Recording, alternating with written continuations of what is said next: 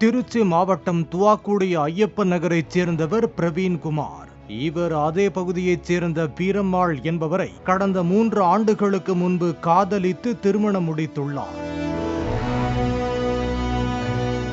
வெவ்வேறு சமூகத்தைச் சேர்ந்த இருவரும் இரு வீட்டாரையும் எதிர்த்து திருமணம் செய்ததாக தெரிகிறது.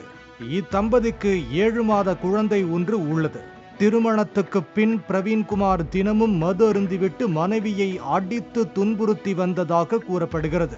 கடந்த புதன்கிழமையன்று மாலையில் பிரவீனுக்கும் மனைவி வீரம்மாளுக்கும் தகராறு ஏற்பட்டதாகவும் இருவரையும் வீரம்மாளின் தம்பி சமரசம் செய்து வைத்ததாக சொல்லப்படுகிறது.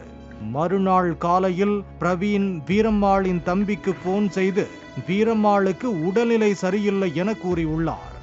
அவர் அக்கா வீட்டிற்கு சென்று பார்த்தபோது வீரம்மாள் சுய நினைவு இல்லாமல் கிடந்ததாக தெரிகிறது. அவரை உடனடியாக மருத்துவமனைக்கு தூக்கிச் சென்ற போது மருத்துவர்கள் பரிசோதித்து பார்த்து வீரம்மாள் ஏற்கனவே இறந்துவிட்டதாக தெரிவித்தனர். இந்நிலையில் பிரவீன் தலைமறைவாகிவிட்டதாக கூறப்படுகிறது. அவர் தாக்கியதால் தான் வீரம்மாள் இறந்தார் என்றும் பிரவீன் அவரது தந்தை மற்றும் தம்பியை கைது செய்தால்தான் வீரம்மாளின் உடலை பெற்றுக்கொள்வோம் என கூறி வீரம்மாளின் உறவினர்கள் ஆர்ப்பாட்டம் செய்தனர். என் தங்கச்சி அநியாயமா கொண்டு போட்டுட்டோம். அவனுக்கு கொண்டதுக்கு நீதி கிடைக்கணும். என் தங்கச்சி எப்ப பார்த்தாலும் டார்ச்சர் பண்ணிக்கிட்டே தான் இருந்தான் சார். கொண்டு அவன் இல்லாத வேலையில என் தங்கச்சியை பண்ணிட்டு அவனை தூக்குறேன் கொடுக்குது. என் பிள்ளைய பாருங்க, என் பிள்ளை தவிக்கிறேன். தங்கச்சி கழுத்துல ரத்தம்.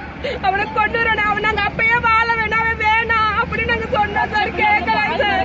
பிள்ளை நான் போயிட்டேன், நான் அவன்கிட்ட தான் வாழுவேன் அப்படின்னு சொல்லிட்டோம். நாங்க அக்கா தங்கச்சி எல்லாம் வயிறு வயிறு அடிச்சுட்டு இன்னைக்கு நாங்க துடிக்கிறோம். அவன் எங்கேயோ நல்லா இருக்கா, அவன் குட்டிச்சாரா போயிடணும், அவன் நாசரத்து போயிடணும், அவன் இருக்கவே கூடாது.